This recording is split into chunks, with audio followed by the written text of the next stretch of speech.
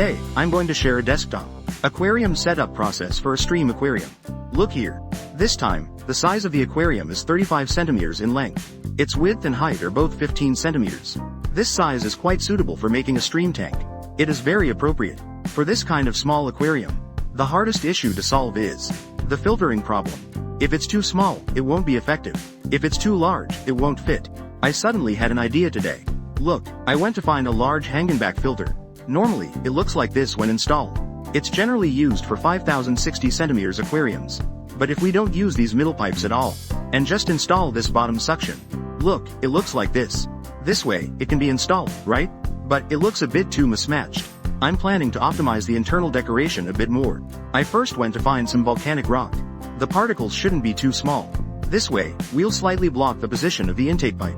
Just put a little barrier there. This won't affect the water flow. Volcanic rock also has the effect of purifying the water. This is essentially like adding a layer of bottom filtration on top of this volcanic rock. I also found a few pieces of Ceru stone for it. I arranged them as a simple decoration.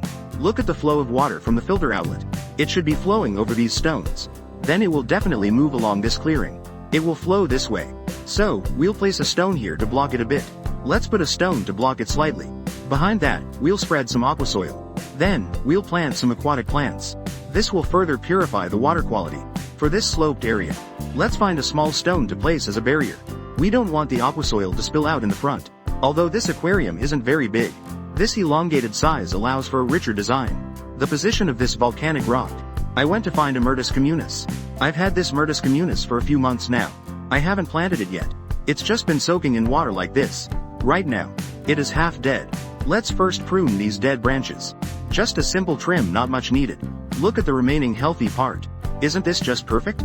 Can it be planted in this spot? Like this. As long as you don't plant it too deep. Cover the roots with some sand. Then cover it with volcanic rock. It can easily survive. Next, let's plant some aquatic plants. This time, I'll use less. I won't open a new batch for it. These are all returns from the store. Look, 1 pearlweed, 1 cryptocoryne wenti, and 1 hydrocotyle tripartita. Pearlweed is quite easy to care for. With aqua soil and lighting, it can basically survive. In smaller tanks, I always use it in the foreground, as a lawn effect. But for this little red one, I think it would be just right to plant it at the back. It's lush as well. Plus, you won't need to trim it much. As for this hydrocotyle tripartita, once it grows, it looks like a 4-leaf clover. It can spread outwards. Plant it in the middle position. Then it can grow forward. As for the position of the substrate, it can spread slightly. It will look very natural. In places like the corners that are hard to plant, just sprinkle some aqua soil. Place this aquatic plant here first. Later on, you can just weigh it down with sand. Next is the cryptocoryne wenti. Like the cryptocoryne and other types of wenti, their requirements are very low. They can be planted in the substrate. They can thrive in volcanic rock as well. But in this tank, we definitely can't lay too thick a layer of sand. You see, I found some aquarium glue. And then, I took a volcanic rock. Use the aquarium glue to attach this aquatic plant. Stick it onto the volcanic rock.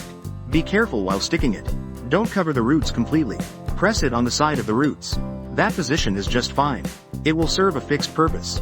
Isn't it simpler this way? If you want to plant it somewhere, you can just place it here. Once you've confirmed these positions, cover it with stream sand again. Isn't that all set? As for this light, I replaced it with another one. This is a clip-on light with an extended arm for plants. This way, the Myrtus communis can grow a little taller later on. Looking at it this way, I feel there are no issues. Next, let's add water and test the effect.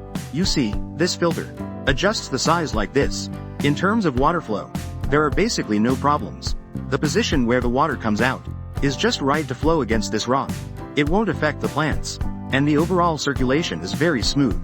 It's just that I didn't clean the volcanic rock earlier. The water looks a bit murky now. I found a small gravel vacuum for this. You see, changing water in a small tank like this is not a hassle.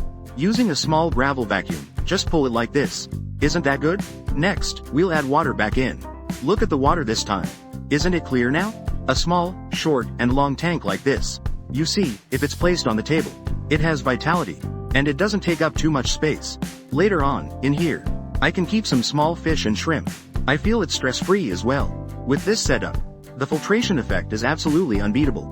Now we just wait for the aquatic plants inside to fill the gaps between these stones. Once they grow in, it will look more natural and harmonious. It will be more coordinated this way. Like this, you see how my table looks with a natural stream aquarium effect.